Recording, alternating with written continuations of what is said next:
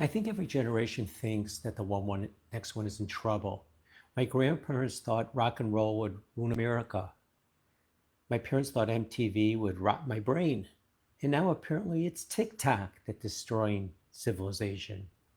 The world's always been confusing. The only difference is that now confusion has a Wi Fi signal and a comment section. I had a teenage girl brought into my office by her mother. She said, I'm overwhelmed. I asked, by what? And she said, by everything. Everyone is perfect online. Everyone's angry. Everyone's tired. And I don't know who to be. I thought for a minute and I said, you could start by not being everyone else. And then I realized I had just been given the same advice that I needed when I was her age. Except back then, my version of social media was a note being passed in algebra.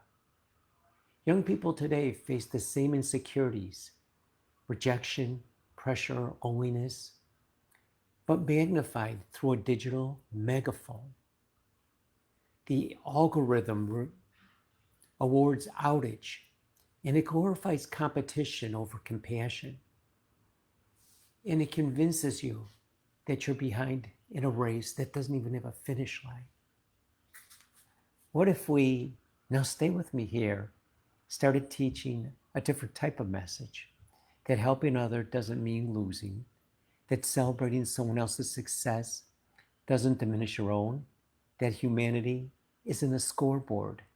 It's a group project that we all get graded on together.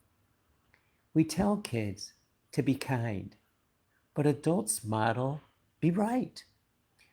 We post about self-care, but we forget about community care. And we talk about changing the world, but then we don't make eye contact with the clerk at the grocery store. Maybe the younger generation doesn't need more lectures. Maybe they just need examples. Adults who show that humility and humor can coexist, that success feels better when it's shared, that empathy isn't weakness. So if you think of that teenager who came in to see me, she called again once again, and she had started volunteering at an afternoon school program. She said, I think that I get it now. When I help someone, I stop feeling behind. That's the moment that actually clicked for me. Maybe offering help isn't about saving everything. Maybe it's about just staying human in the world that keeps trying to automate your heart. So here's my call to action. Be the adult that you wish had texted you back when you were 15. Compliment without comparison. Teach without preaching.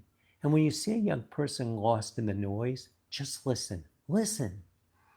Because sometimes listening is the help. If one act of kindness can flow across humanity, what small act could you start today that might outlive you? Remember being kind. Help the next generation. Empathy first. Every act matters for you to be a success.